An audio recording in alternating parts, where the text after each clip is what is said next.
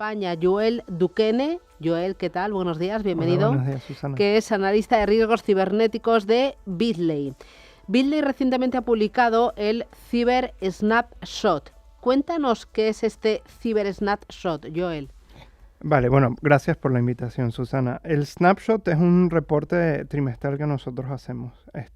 Beazley es una empresa que ayuda a los asegurados en términos de ciberseguridad a gestionar incidentes en todo el mundo. En pequeñas empresas, grandes empresas, en España, en Francia, en Estados Unidos, en todos lados. Eso nos da a nosotros una visión de 360 grados de lo que está ocurriendo en ciberseguridad. Y de forma trimestral creamos este pequeño reporte en el cual mostramos cuáles son estas tendencias que estamos observando. Claro, ¿y qué está ocurriendo? Bueno, hay un punto que a mí me gustaría resaltar, que es una buena noticia que observamos, y las buenas noticias en ciberseguridad suelen ser escasas. Vemos una reducción de un ataque en particular en los cuales se utiliza suplantación de identidad para enviar instrucciones fraudulentas. ¿Qué significa esto? Imagínate que tú eres una pequeña empresa, una constructora, llevas años trabajando con tu proveedor de cemento y un día te llega un email de ese proveedor diciendo, mira, necesitamos que me pagues esta factura rápidamente y que cambies estas coordenadas bancarias. Resulta que tú terminas pagando 200.000 euros, 300.000 euros a unas coordenadas bancarias, a una cuenta bancaria que no es, a una cuenta bancaria fraudulenta. Y ha sido porque se ha suplantado la identidad de ese proveedor. Exacto. El correo electrónico de ese proveedor ha sido comprometido y han utilizado ese correo electrónico que es legítimo, que fundamentalmente es legítimo, para hacer un fraude. Entonces, sí hemos visto una reducción de este tipo de ataque, también lo llaman fraude del SEO, suplantación de identidad. Esto en particular también se llama ingeniería social, que es utilizar estas tácticas, ¿no? ¿Por qué ha habido esta reducción? Yo pienso que las empresas están tomando conciencia de este problema. Esto es algo que ocurre mucho en las pequeñas empresas. Yo gestiono incidentes de forma semanal y aquí en España este incidente en particular, este caso, lo veo casi todas las semanas. Claro, porque ves un correo habitual de una persona con la que tú sueles trabajar habitualmente y no estás 100% en guardia, ¿no? Exacto. En defensa ante un posible ataque. No es como si es un correo novedoso, ¿no? Exactamente. Entonces, ¿qué hay que hacer para evitar esto? Más allá de la sensibilización, porque como tú dices, no estás en guardia, es una persona con quien tú interactúas constantemente. Cada vez que yo lo que recomiendo, sobre todo a las pymes, cada cambio de coordenada bancaria tiene que ser controlado. Eso es clave. Si hay alguien tiene que autorizarlo y demás. Y cada vez que tú ves algo que no es común, un mail como este, que tal vez no sea común, llamar a la persona que te está enviando. Mira, tú me estás pidiendo a mí, o sea, esto fuiste tú que lo enviaste. Me estás pidiendo de cambiar estas coordenadas. Eso es un control de seguridad que ayuda mucho. Claro, y esto del fraude del SEO, yo pensaba que era algo que solo sucedía en grandes compañías con miles de empleados y a lo mejor numerosas filiales en distintos puntos del mundo, y según me dices, puede también ocurrirle, ¿no? Es una amenaza para pequeñas y medianas empresas. Sí, en efecto, ocurre mucho. Es que en las grandes empresas ocurre más de todo, ¿no? Pero cuando yo trato incidentes, sobre todo aquí en España, este tipo de ataque yo siempre lo estoy viendo en pymes, siempre. Entonces, ¿Qué más tipos de ataques son los habituales? ¿Qué estáis viendo en ese Cyber Snapshot de tendencias 2024? Bueno, después, o sea, ese es el único cambio fundamental que hemos visto. Los ataques siempre son los mismos. Podemos hablar, por ejemplo, de ransomware, que son los ataques más potentes y graves, que son ataques en los cuales se toma control de un sistema informático, el atacante toma control de ese sistema, lo desactiva.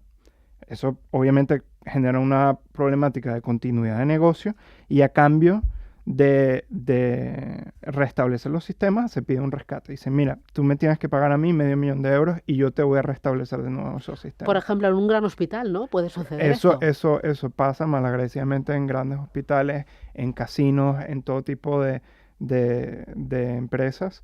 Y son los ataques, vamos a decir, los más traumáticos para las víctimas, porque son realmente muy, muy complejos de llevar. A sabiendas que estos ataques no van a tener...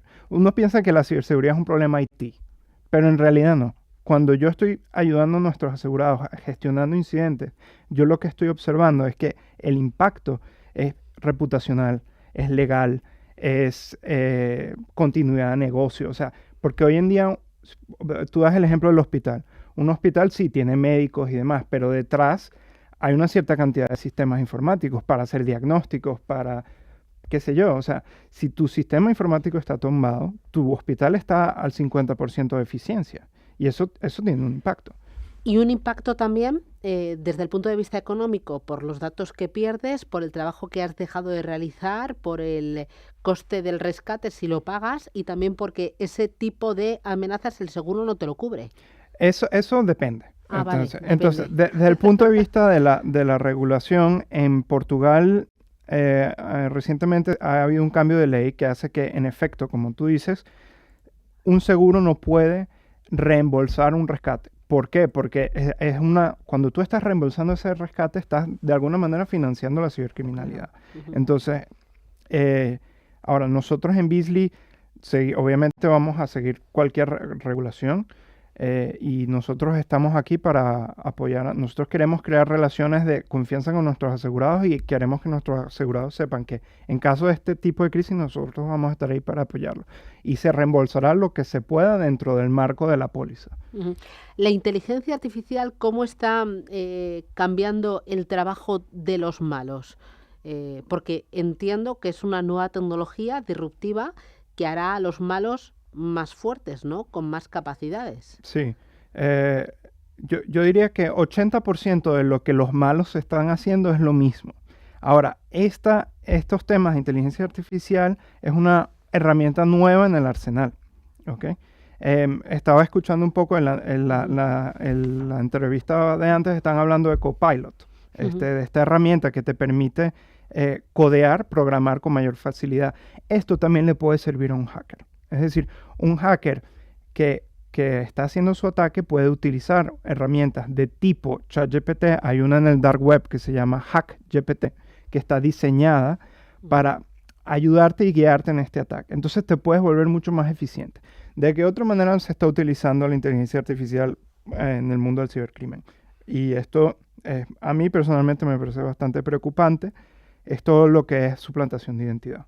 Esta conversación que nosotros estamos teniendo puede ser utilizada para clonar nuestra voz. Bueno, comentábamos antes con Paco Exacto. González que con 15 segundos solo de mi voz podrían clonarme mi voz.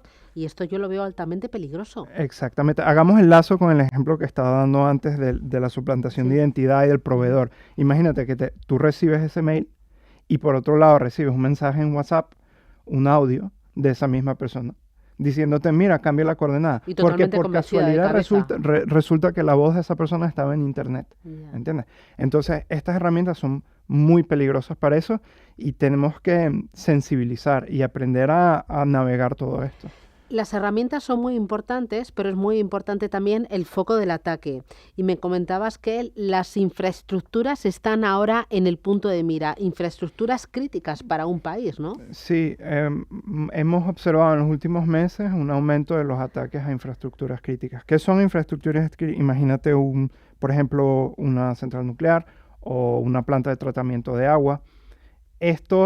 Las infraestructuras industriales tienen una particularidad que es que suelen ser bastante vulnerables, fáciles de hackear una vez que se está dentro. Generalmente lo que se hace es que se protege el perímetro, pero si tú logras entrar a ese perímetro, son sistemas bastante antiguos y suelen ser muy vulnerables. Entonces, detrás de estos ataques de infraestructura crítica generalmente puede haber una motivación política, porque, por ejemplo, en el 2015... un grupo de hackers ruso que se llama Sandworm, que hizo un ataque en Ucrania, en el cual 2 o 3 ciudades que se quedaron sin luz durante no sé cuánto tiempo, ¿entiendes? Hace un par de años, un grupo, que esto no se sabe muy bien de dónde es, pero de ransomware, tumbó completamente una infraestructura en Texas que se llama Colonial Pipeline, y durante 1 o 2 semanas en Texas prácticamente no había gasolina, ¿no?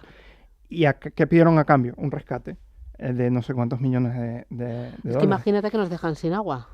Sí. O sin energía. Yo no sobrevivo. Sin la energía no puedes encender ni cargar el móvil, ni Sí, el ordenador, sí, ni poner el sí, sí. microondas, ni Menos, calentar el agua. sí, total. Ahora, aquí en Europa hay regulaciones, y en Estados Unidos también, de hecho, Ujú. para proteger las infraestructuras críticas y subir el nivel de seguridad de estas infraestructuras, lo Claro, cual hace que de alguna manera ujú. reduce el riesgo. Antes, cuando me hablabas de regulación, me has hablado, por ejemplo, del caso de Portugal y el tema de los seguros, ¿no? Que Mm, no están asegurados los costes de un ataque del fraude contra el CEO, ¿no? Un lo- ransomware. no, para precisar, lo que no está asegurado en Portugal es el rescate. Es decir, que tú Vale, le vale, pagas al vale. cibercriminal para Ujú. restablecer los sistemas, pero eso es una parte del coste de un incidente. Hay costes legales, tienes que pagarles a profesionales de ciberseguridad, tienes que pagar gente que hace las relaciones públicas. Todo eso también tiene un coste y eso obviamente se cubre, ¿no? Y, por ejemplo, la regulación en otros países vecinos, estoy pensando en Francia, ahí... Ahí hay regulaciones también. Hay una nueva ley que se llama LOPMI, que básicamente lo que hace es que si una empresa es atacada y tiene un seguro, tiene que hacer una denuncia ante la policía y proporcionar una cierta cantidad de información sobre ese ataque. Ujú. Mirando a futuro, recomendaciones para todas aquellas empresas. Estamos hablando de empresas, de gobiernos, de administraciones, de empresas grandes, pequeñas, pero también de personas. Mm, ¿Qué sería lo básico? Un decálogo de recomendaciones mm, para protegerse. Yo entiendo que la protección al 100% no existe, ujú. pero para protegerse al máximo, el estar prevenido. Primero, yo pienso sensibilizar. Tú estás hablando de gobiernos, de sociedad. Pienso que como sociedad, como en las empresas en general, tenemos que estar más sensibilizados a estos temas. Pienso que todas estas temáticas de ChatGPT, de inteligencia artificial, han hecho que el debate ha reaparecido. Hay un tema con la ciberseguridad, es que cuando todo está bien no se habla de ella. Y cuando todo está bien es que o sea, cuando no pasa nada, no se habla de ciberseguridad. Y pienso que en las empresas, desde el punto de vista ejecutivo, se tienen que entender que esto no es un gasto, esto es algo que te protege a tu empresa. Es como si tú vas a la guerra, te tienes que poner un chaleco antibalas, ¿sabes? Ujú. Básicamente. Entonces, y que la ciberseguridad no necesariamente es cara. Hay cosas con controles de seguridad que son muy baratos y que se pueden implementar con mucha facilidad. Con respecto al decálogo, yo recomendaría ver la página del INCIBE. Ujú. Ellos, esta organización de ciberseguridad española, que es muy, muy buena.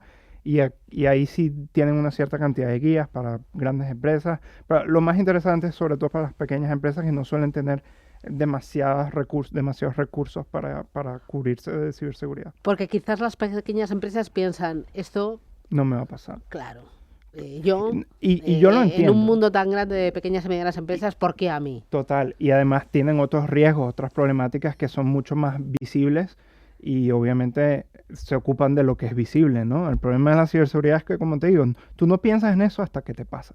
Entonces, me parece importante sensibilizar. El problema es que para una pequeña y mediana empresa, un ataque a sus datos, ¿no? A su sistema informático puede suponer el inicio de la muerte. Uf, sí. Ya no me acuerdo el nombre, pero estaba viendo un documental en Suiza, una pequeña, o sea, una empresa más o menos mediana que hacía, creo que muebles. Un ransomware de estos les tumbó la producción durante 2 o 3 semanas y la empresa quebró, simple y llanamente. Las empresas grandes que tienen un stock, Ujú. que están en la bolsa, se estima que pierden en un año más o menos entre 5 y 7% de su valor. O sea, tomando en cuenta todos los Ya. cambios del mercado Ajá. y tal, pero eso puede costar mucho dinero, Ujú. mucho dinero. Oye, para terminar, Joel, ¿qué es lo que hacéis en Bizley?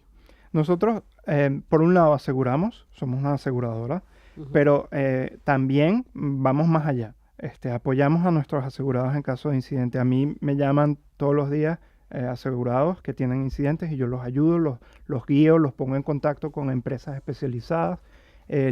También proporcionamos servicios de prevención. O sea, nosotros queremos acompañar a nuestros asegurados para que su nivel de riesgo baje y para que ellos se sientan bien y puedan hacer lo que ellos hacen. O sea, Y vuestros asegurados son grandes empresas, administraciones, pero también pymes de sí. todo tipo de sector y de En, todo tipo de región. en España tenemos muchas pymes, muchas pymes. Mm.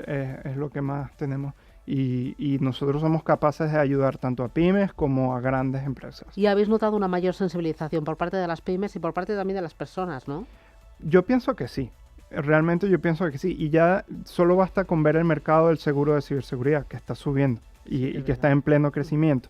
Entonces, y a sabiendas que el seguro, no hay que pensar que es lo único que tú vas a tener que, yo tengo un seguro y ya está. En realidad el seguro viene después de que tú hayas implementado una cierta cantidad de medidas. Es decir, que los que a nosotros nos están llamando ya han respondido de alguna manera a este problema. Pues Joel Duquene, analista de riesgos cibernéticos de Bitly.